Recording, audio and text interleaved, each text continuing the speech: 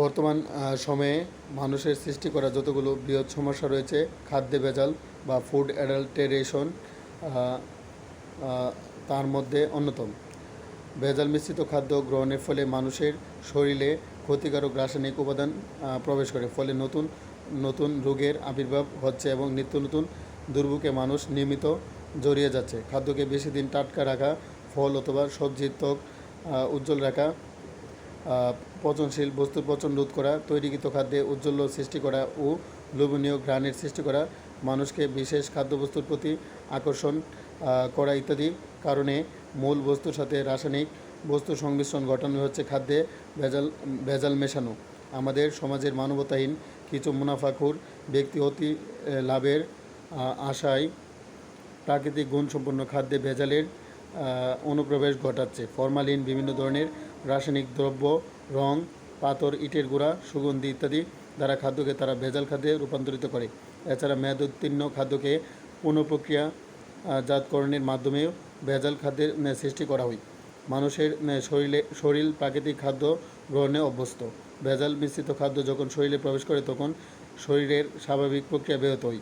ভেজাল অংশ শরীরের রক্ত, পেশিকলা, যোজকলা, তন্তুকলা, পরিপাক যন্ত্র, শ্বসন প্রক্রিয়া,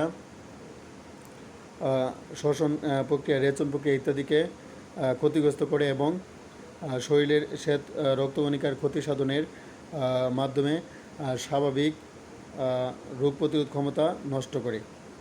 নিত্য নতুন উপায়ে নতুন নতুন ধরনের রাসায়নিক দ্রব্য খাদ্যে মেশানোর ফলে মানুষের শরীরে নতুন ধরনের নতুন নামে রোগের সৃষ্টি হচ্ছে। অসচেতন মানুষ এসব রোগকে হয়তো দৈবের অভিশাপ হিসেবে চিহ্নিত করছে, কিন্তু এসবের জন্য মূলত খাদ্যে ভেজালের অনুপ্রবেশই দায়ী। বর্তমান বিশ্বকে তথা আমাদের দেশ ও সমাজকে বাঁচাতে হলে খাদ্যে ভেজাল নির্মূল করা একান্ত জরুরি।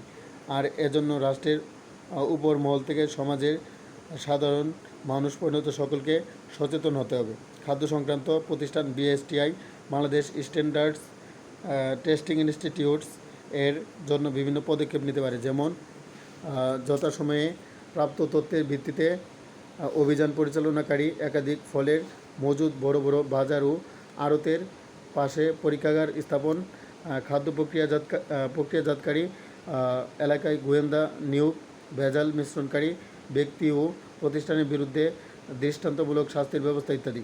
এছাড়া মিডিয়া বিভিন্ন বিজ্ঞাপন বা অ্যাডভার্টাইজমেন্ট ও ডকুমেন্টারি তৈরি করে গণসচেতনতার বা পাবলিক অ্যাওয়ারনেস সৃষ্টি করতে পারে বা ক্রিয়েট করতে পারে। বাংলাদেশে যদি প্রত্যেকে ব্যক্তিগতভাবে ভেজাল খাদ্যের বিরুদ্ধে সোচ্চার এবং প্রত্যেকে তার পাশের মানুষকে সচেতন করে, তবে ভেজাল খাদ্যের মূলোৎপাটন করা অবশ্যই সম্ভব হবে। বাংলাদেশ এবং India, Nepal, Bhutan, Sri Lanka, Pakistan, Thailand, Afghanistan, Philippine, Indonesia, America, Canada, Russia, France, Ukraine, Poland, Lithuania, Latvia, Moldova, Malta, Italy, Spain, France, Switzerland, Sweden, Denmark, Norway, Indonesia, Bahrain, Saudi Arab, Qatar, Oman, Brazil, Argentina, Peru, Venezuela, Suriname, Honduras, El Salvador, Costa Rica, Colombia,